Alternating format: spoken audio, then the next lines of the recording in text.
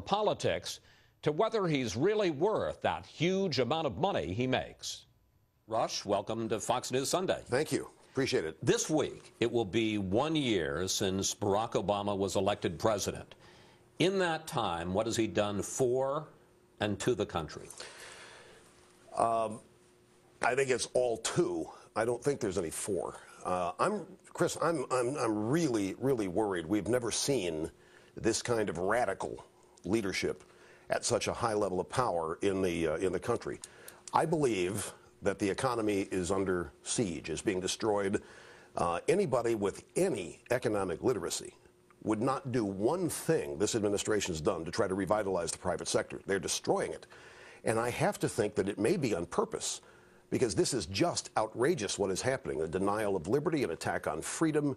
I mean, just a couple days ago, they talked about these 650,000 jobs that they've created or saved. There's no such thing as a saved job.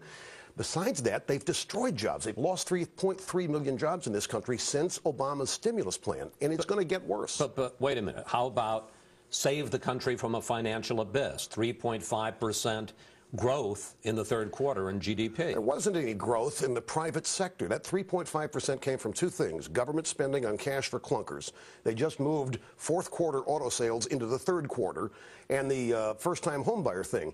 GDP equals CIG.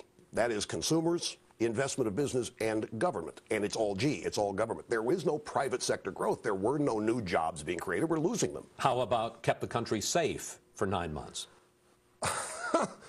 I don't know how safe we are. Iran is nuking up everything that we've asked them to do. They are forgetting. They're not going to move their plutonium, their enriched plutonium, uranium out of the country like they said so. We can't make up our minds what we're going to do in Afghanistan. We're dithering there. I don't think we're any better off in any way it can be measured. You have now taken to calling Mr. Obama the man-child president. Right. What does that mean? Just he's immature. He's a child. I think he's got a 5-minute career. He was in the Senate for 150 days. He was a community organizer in Chicago for however number of years. He really has no experience running anything. He's very young. I think he's got an out-of-this-world ego. I think he's very narcissistic, and he's able to focus all attention on him all the time. That description is simply a way to cut through the noise and say he's immature, inexperienced, in over his head. Let's talk about a couple of the big issues the president is dealing with now. First of all, Afghanistan. You suggest that he is taking all of this time to decide what to do in Afghanistan to keep his left-wing base on board for health care reform. Well, it's partly that, but I also don't think he cares much about it. I think once. Oh, come on. No. See, this is. I know this is going to sound controversial, but I don't think he cares that. Chris, if he cared about, we've got soldiers and their families worrying about what we're going to do. The general on the ground said we need some more troops. The policy that he implemented in March, he now doesn't like, and is trying to figure out how best to make everybody happy here politically, on his side of the aisle, and also for his image. You know, Democrats have a tendency to be seen as weak on defense, so he's battling with that. But again, if he cared about victory, remember he said about Afghanistan, victory is not something he's comfortable with, the concept. It reminds him of the Japanese surrendering on the USS Missouri. It made him very uncomfortable.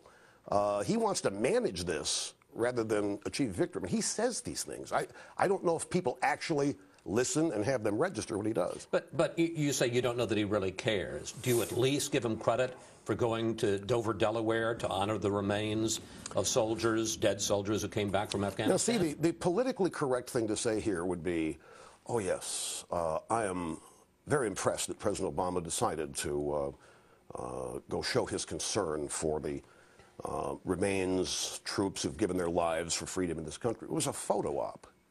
It was a photo op precisely because he's having big-time trouble on this whole Afghanistan dithering situation. He found one family that would allow photos to be taken. None of the others did.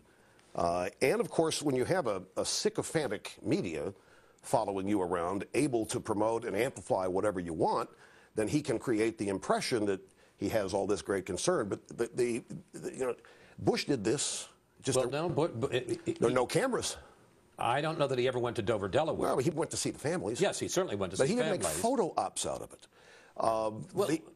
But the argument would be that it was political of Bush not to be seen with the coffins because he was trying to hide the cost of war from the American people. Well, I have the benefit of knowing George Bush a little bit, and I've seen him cry talking about missions that he's ordered. I think he has a great, profound, deep respect for the families of all military personnel, those who have died. And he's not going to use them. But you don't think that Barack Obama has a profound respect for our soldiers and the families that are giving the sacrifice? Chris, throughout the Iraq War, it was Barack Obama and the Democrat Party which actively sought the defeat of the U.S. military. They convened hearings and accused General Petraeus of lying. They said the surge would not work. Harry Reid stands up, waves the white flag. This war is lost. Jack Murtha is out saying our Marines at Haditha are guilty of rape. John Kerry is accusing our Marines of committing terrorism acts by going into the homes of Iraqis at midnight in the dark, terrorizing, looking for al-Qaeda or whoever was there. Yeah, I mean, look, I hate to be honest with you here, but I do question their commitment to national security. I question their commitment to the U.S. military.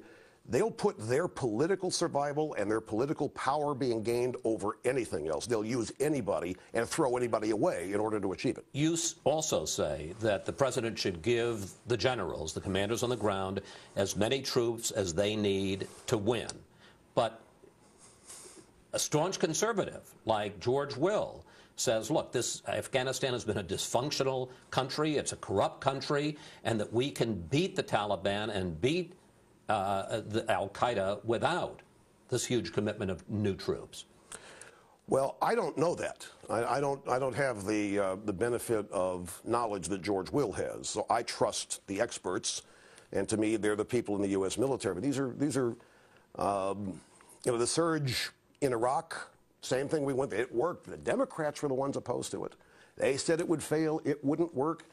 And by all measure, it did. Now the basic same theories are being suggested for Afghanistan. And I don't know. The thing that bothers me about this is we're there.